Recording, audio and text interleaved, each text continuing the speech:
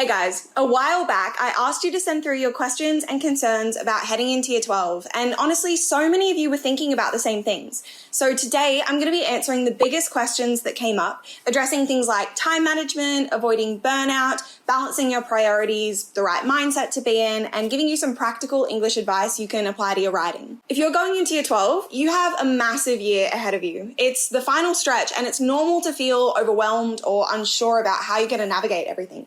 So my hope is that this video will give you some clarity and some reassurance as you head into the new school year. So let's get into it. Firstly, one of the biggest questions that you guys had was, how am I supposed to manage my time? The workload in year 12 is a lot, and so I am not surprised that this is one of the main worries that you guys are having. I'm going to break down exactly how I learnt the skill of time management in year 12 because I think it's a pretty foolproof process. All right, in order to manage your time and workload most effectively throughout year 12, there are two habits that you need to get into. Firstly, you need to plan your study schedule and get into the habit of mapping out the time you have available each week to study. Secondly, you need to take inventory of your strongest and weakest areas and create a plan of attack to help you develop your skills so that you're making informed decisions about how much time to allocate to each area. Now, I'm going to give you my step-by-step plan to achieve this because this is going to set you up for the year ahead. And if you keep returning to it throughout the year, you'll be surprised with your ability to manage your workload. Step 1, set your intentions. What is your goal for this year? That might be a goal ATAR or goals for the study scores you want to achieve. It also could be a habit you want to pick up or a routine you want to be in. Maybe you want to study every day without sacrificing time for your extracurricular sport. Don't just think about what your goal is, write it down, preferably on paper, and preferably you'll put it up on a wall somewhere that you can see it. Step 2. You've chosen a goal. Now visualize what you need to do to get there. What do your routines and habits need to look like over the next year? Now that you're in your final year of schooling, you know yourself better than you ever have before. So are you a morning person or a night owl? Do you prefer to study with people or alone? Do you have a tendency to leave things to the last minute? Ask yourself these questions and build up a really clear picture of what productivity looks like for you. This is really important because if you're trying to be in a routine or use a study method that just doesn't work for you, you're wasting precious time. Step 3, for each subject, identify your strengths and weaknesses. Write down all of the subjects that you'll be taking and then create a list of your strongest and weakest areas for each one. Really drill down into this. Sure, you might be great at creative writing and you struggle with argument analysis, but what is it about argument analysis you struggle with? Is it identifying language techniques in the text that you're reading under time conditions? Is it writing introductions for a language analysis essay? And what makes you good at creative writing? Is it the way you express yourself, the turns of phrase you can come up with? Maybe you're really good at coming up with creative ideas in response to stimuli. Figure out what areas you need to work on the most and figure out how you're going to improve. Think through the study methods that work for you and watch our resources to learn about a range of other study strategies that you can try. Because spoiler, writing practice essays isn't the only way to improve your English skills. Step 4. Once you've got an idea of the goals and priorities for the next year, you've identified the areas you want to improve upon, and you've figured out how you're going to work on and refine those skills, it's time to plan your study schedule. Start by planning around your existing commitments, school, work, and life. Map out your classes, your shifts at work, your extracurriculars, any social events or family time. Make sure to plan around things that recharge your battery because this next year is a marathon and not a sprint. And if you sacrifice everything in pursuit of that 99.95 ATAR, you're just going to burn out. We have more tips on avoiding burnout in the next section of this video, by the way. Then allocate your study time. Since you know yourself and you know better than anyone what kind of study strategies work for you, you might choose to focus on one subject a day for several hours or do 30-minute chunks on each subject each time you sit down to study. Whatever time you have available, if you map it out in front of you, you can see exactly what you're working with. Go back to that list of areas that you want to work on and choose some specific tasks to devote your time to. My biggest tip for this is to create a plan that aligns with the way that you work, keeping sustainability in mind. So if you know that you're really productive from the hours of 4 to 7 p.m., but you really struggle to get any work done after dinner, you might decide to spend your afternoon writing some practice essays, break for dinner, and then spend just 15 minutes in the evening reviewing what you've written and deciding on changes to make the next day.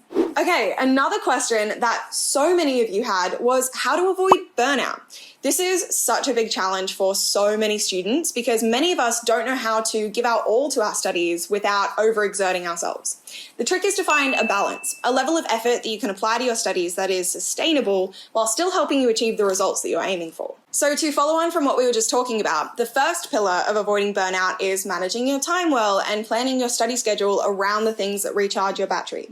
Prioritize rest, self-care, social time, hobbies, all those good things. When you're studying for a solid chunk of time, force yourself to take a break and step away from your desk, even if you feel like you're on a roll.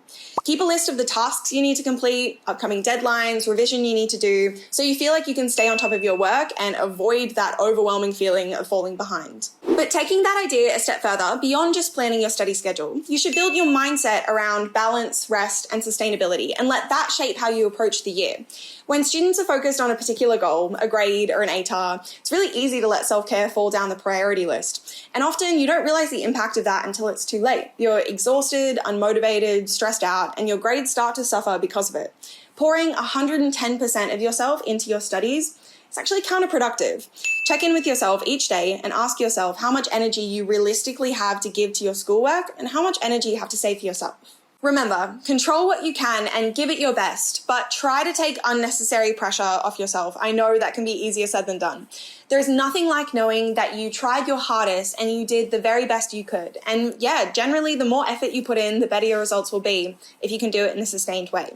But it's just as, if not more important, to give yourself grace. Be kind to yourself when things don't go to plan. Give yourself permission to be imperfect. Don't beat yourself up when something's already in the past. And as much as we want you to succeed and reach your full potential, get those really high results that you're aiming for, if you're worried about avoiding burnout and panic, remind yourself that your ATAR isn't the be-all, end-all of everything. What this year should really be about is building skills that last a lifetime, learning how to study, how you learn best, how you manage stress, manage a workload, juggle multiple deadlines, regardless of your grades. Those are the skills that you'll be building, whether you like it or not, and that's what matters in the long run. So take a deep breath and remind yourself that you will be just fine. Lastly, so many people asked how to improve their writing skills. So I'll give you some general advice here, and then I'll make some more in-depth videos going into each of the areas of study. Let me know in the comments, what area do you need the most help with? Firstly, for general writing advice, one of the best ways to improve your abilities is to read more, and in particular, read the types of texts that you're working on. So if you want to get better at narrative writing, read more short stories. For oral presentation, read opinion articles. If you're trying to improve your essay writing, reading sample essays is a really great place to start, even if they're about different texts than the ones that you're working on. We have tons of sample A+ essays for all different kinds of texts and different areas of English. Just watch some of our other videos, check out our blog, and check out our How to Write a Killer Text Response ebook for full essays with annotations on what they did well. The more you read, the more your brain will absorb those conventions, and the more writing will just start to feel like second nature. Also, make sure that you read the study design for your subjects and read the VCE examiner's report from past VCE exams. The study design breaks down exactly what your areas of study entail, and they outline the key criteria that your teachers will be marking you on. It is such a valuable resource that so many students overlook. The VCE examiner's report will show you some top scoring responses from past years, and VCAR examiners break down exactly why that response scored well. Okay, I really hope that I've been able to answer some of your questions about approaching the new school year, and that's just the tip of the iceberg when it comes to our advice on tackling Year 12. So please let me know in the comments if there is anything in particular that we can help you with, but otherwise check out our other resources and watch our other videos for more help with the VCE English. We wish you the very, very, very best of luck for the year ahead, and we will see you next time.